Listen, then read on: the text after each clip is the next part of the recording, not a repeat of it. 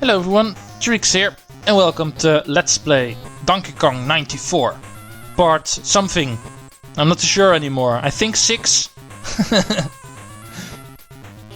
But anyway, we are still in the desert. Last level was quite the puzzle. And this one also seems to be quite the puzzle. First things first, let's grab the umbrella. This level completely resounds on us having to use these mobile platforms and mobile ladders and trampolines and everything to get the key all the way to the top. Good thing to remember is that every time you grab a new mobile power-up, you actually reset the timer, you reset the clock, you might say. So every platform... That's too high. I can't reach that. Yeah, every time you grab a new one, the timer resets. So even the first and second, whenever you grab a new one, also get reset. So it's not like that whenever 5 seconds expire, that the first one disappears and then the second one disappears. There's only one timer, so whenever you... Dang it! I pressed right. I pressed right to make it go right, but I didn't register. It didn't register apparently, so... It's going to take forever. Right, go up here. Go up here myself. Just in time. Reset the key. This time press right, so it actually goes up all the way. Like I explained in an earlier part, you cannot make ladders go through these already placed objects, even if they are missing. The dotted lines don't stay there for nothing. I don't think I can reach that. Let's quickly get back. It was quite a risk I took. I'm not going to care for the purse and the hat in this course. Too much of a hassle to get them. Right, we're getting closer and closer to the top of the pyramid. Oh, we actually started mid-air this time around. Game? You are rude. Right, let's see what we need to do here. This switch is apparently what we need to go to first. This blocks our exit, but it also opens the bridge to both the key and the door. However, if we push it, we can't get out anymore ourselves. Let's try not to get killed. How do we need to resolve that? Well, first things first, I'm going to show off how to get the items in this game, with the exception of the purse. That's the only one that's at the bottom, so... Use these blocks to create yourself a staircase, and apparently you need to do it a little bit differently, because this platform you can't jump through. Alright, let's try again. Let's do it like this time. You go over here. You go over here. Now we can reach the top.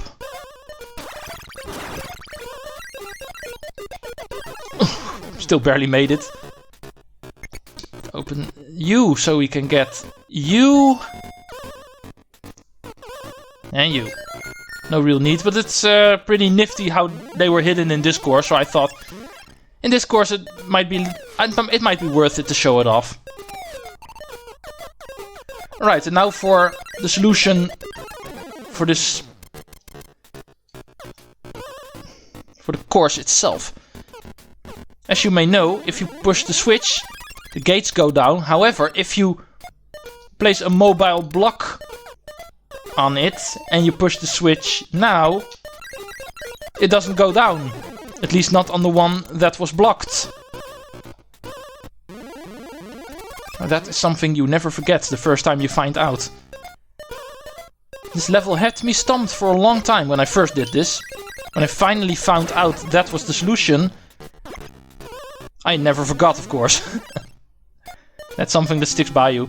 The more annoying and more complicated puzzles, those are the solutions you actually remember whenever you play games again. It's always the simple and more simplistic puzzle solutions, those are the ones you tend to forget. I've noticed in gaming in general, not per se in this game, but whenever you have a solution to a puzzle, it's always the most complicated ones that are hardest to do the first time around, obviously, because they are the most complicated ones. But the second one, and the second time and the third time you do them, those actually become the easiest ones, because them being so complicated in the first place, that's actually what makes you remember them. Right, no more barrels this time. We need to throw these Pharaoh guys. They scare me, actually. They don't look too friendly, they don't look too nice.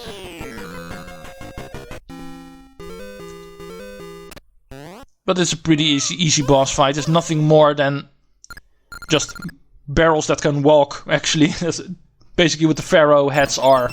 Nothing too important. What are we doing now? Hey, we're in the background now. You might not really notice it, but this is actually an airplane wing we are standing on right now. You might recognize it now. You can see the engines underneath it. Apparently we were at the airport of the desert. An airplane was there. So you can guess what the next world is going to be. Airplane. And it's another 8-course world. No more 12, 8 courses. And luckily there's only 8 because there's one annoying thing here. You might see it. Where the clouds going. And me moving to the right on my own. There's wind in this course and it immediately kills me. Wind in platforming games. One of the biggest annoyances in existence. I can point you towards my cloud ride in the wind level I made in Mario Maker 2. One of the most hard courses I made. And why? Not that the course itself is that particularly super expert-like, but the wind in that is makes it completely impossible. And when I recorded that for my Mario Maker courses project on YouTube, I did it first try. Of course I did. I'm still surprised I managed to beat that course in one try. But I did not beat this course in one try. I did this one in 2. Not too hard, but the wind can get really annoying here. Right, I'm not at 99 lives anymore, so I might actually try to go for some extra lives. Hey, wasted life because I got 2, even though I can only carry 1. Still got a wasted life, even though I died. Ooh, look at that. We have a lot of doors now.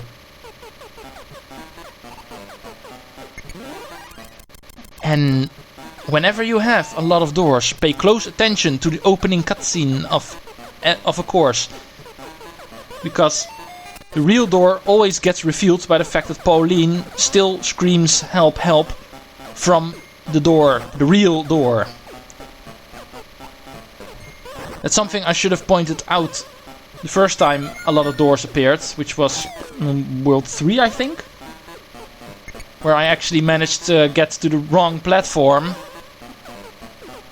Even there, I should have been able to see where Pauline screams from, where the help help clouds come from. There you can see what the real door is. I did not pay attention back then, but now I know. Alright, the puzzle here, as you can see, you need to open the gate so you can get the bridge to go all the way. Because if the gate is closed, the bridge does not go past the gate. If the gate is open, the bridge goes past the gate and you can use that same bridge to get the key. Right, now the bridge needs to go, so the key can go down. And now we can go to the real door, which was, don't kill me, it's this one.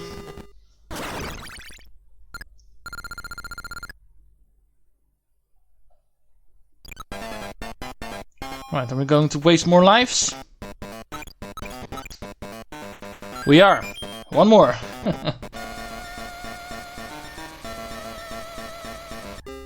Yeah, there are a couple of games where the maximum number of lives is 999. That's something that also happens a lot more nowadays. Back then you didn't see it that much. 99 usually was the maximum number. It's what you see the most in platformers. Mostly the old ones. New ones, 999 is a little bit more common. And of course the even more modern variant of not having a life system at all anymore. That's also something you see a little bit more of nowadays. Platformers that actually try to go for the super expert kind of way, go extremely difficult and saying we can get away with it by not having a life system. This is not the real door. I should pay close attention to what the real door is. I'm getting lost in stories all the time and I forget to watch what the real door is. It's this one apparently. Yeah, I need to take in account that from now on the game is going to do more than one door in a level a little bit more. And it shouldn't be a problem if I just keep paying attention to what the real one is.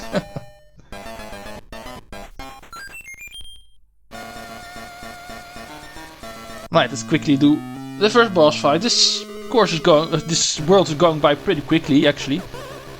This looks annoying. Stupid wind. We need to ride platforms with a spiky guy trying to kill us in the middle. Oh, dang it! How are you supposed to avoid that? Right, let's try again.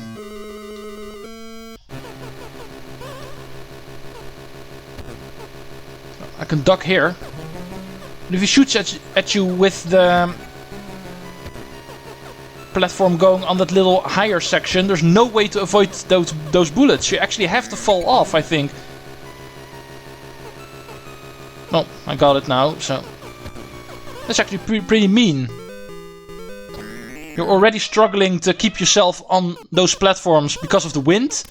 And you also need to avoid those shot-sos, let's call them shot-sos, because they really remind me of the shot-sos from Kirby. Oh, this part in particular, this really looks like Kirby Superstar now. The part in Revenge of the Meta Knight where you're climbing the Halberd and you have those starboard cannons, I think they're called, where you need to, which you need to defeat on top of the Halberd. Right. We find out that Mario and Kirby live in the same universe apparently. This airplane we're climbing is the Halberd all this time.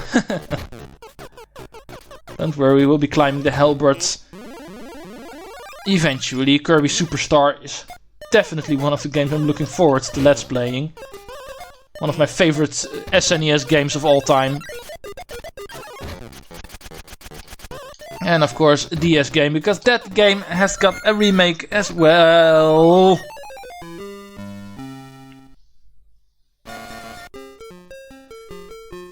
Here I go again, paying attention. I should have seen that laser beam. Shot-sos no longer fire bullets. They actually start firing laser beams now.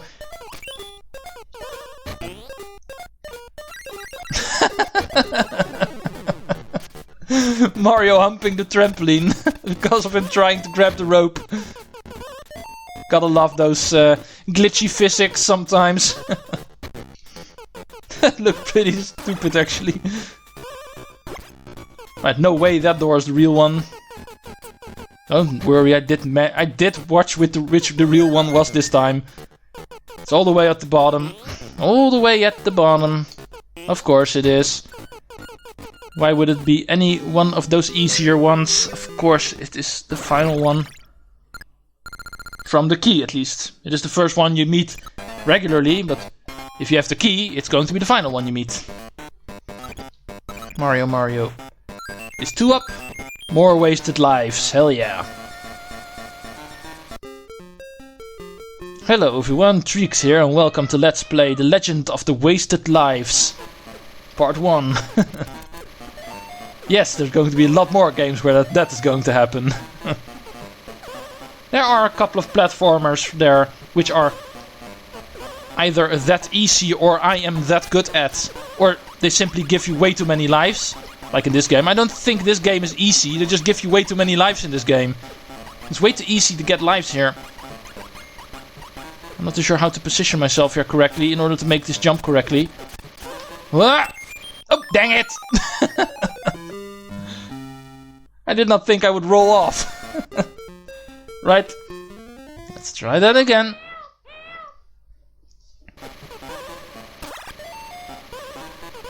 Can be pretty fun to do those sideways somersaults to launch yourself all the way to the other side of the screen.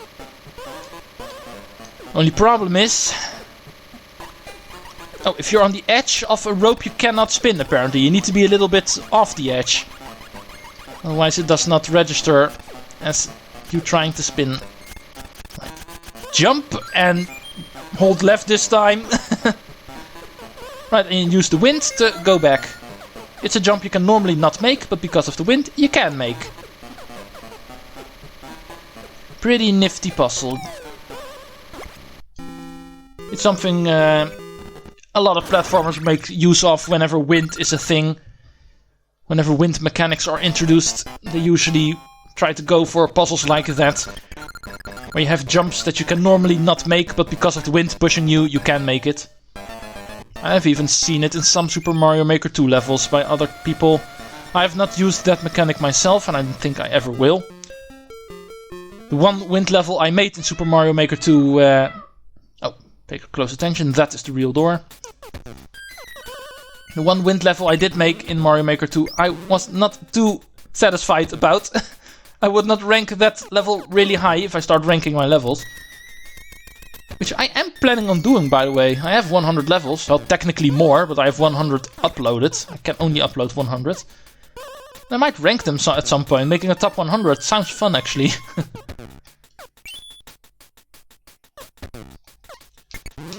But anyway, we are in the interior of the airplane again, so... you know what that means, no wind. Alright. The puzzle of this level, obviously we need to make the key move downward with us while switching conveyor belt directions in order to make the key pass through these low archways, which we cannot pass ourselves. Alright, grab the ladder so you can place it here, so you can move down. You do not hit me, you stupid shotzo. Easy to do. And I automatically still go to that door, even though I know it's not the real one. Oh, I want that one up. I don't want that one up, I have 99 lives, what am I talking about? But you can also see that all of the objects, the purse and the hat and the umbrella are also present there. You can just go to the top of this course and drop down to grab those, but you need to go all the way around again to the top, so I'm not going to bother. It's going to take way too long. At least you can see where they are. They're not too hard to grab, it's just a hassle of moving downward again and moving upward again. So I thought, I am not going to bother. Right, boss fight with wind. Luckily the arena is not that bad. We get some trampolines to help us get up here. We could have designed an overly complicated arena here to make this really hard. They luckily didn't. Oh! Well, I'm still alive. That's all that matters.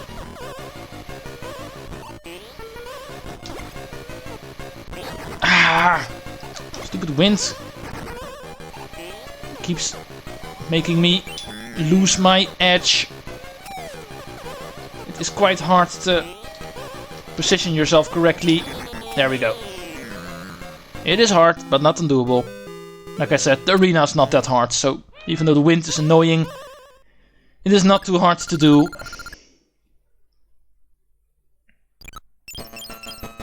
And we move to the next world. What do we have now? Ooh, fire guys. And they melt ice blocks. If you look closely to the left of the screen, you see a little iceberg, and you see these ice blocks. Where are we going? What is one thing that never misses in a platformer game? Ice World! We have Iceberg for World 7. And you know what Ice World means in platformers. Ice physics! Hell yeah! One other thing, we have these fire enemies now, which, whenever they start running around, melt the ice blocks they run over. And of course, the puzzles in this world are going to make use of that a lot. This first one is just introduction, so nothing too hard. Pull the switch so these guys can get out of their little prison and start melting some ice blocks for us, because we can't get anywhere otherwise. As you can see, we cannot pass through here. Don't. Make sure we don't get killed by these guys. Right, now all of the ice blocks are missing. We can grab the key. Let's make sure we live. We pass through before I do anything. Quickly go down. And with the gate open, we can reach the door. I really don't like those levels where a gate and a bridge are controlled by the same switch. That can get a little bit confusing sometimes. But I saw it was the case here. There's always a way to get around that. Those puzzles are not really too hard. Right, yeah. Time is up. I can't push in another level, I think. That is going to be for next time. It's another 12 course world we have here, as you can see, so might take a while, but I'm still going to try to finish this next part. I've been able to do the entire World 6 this part, so I might try to go for World 7 entirely next time, with the exception of the first level, which I already did, of course. Right. I will see you next time for that. Treecks out.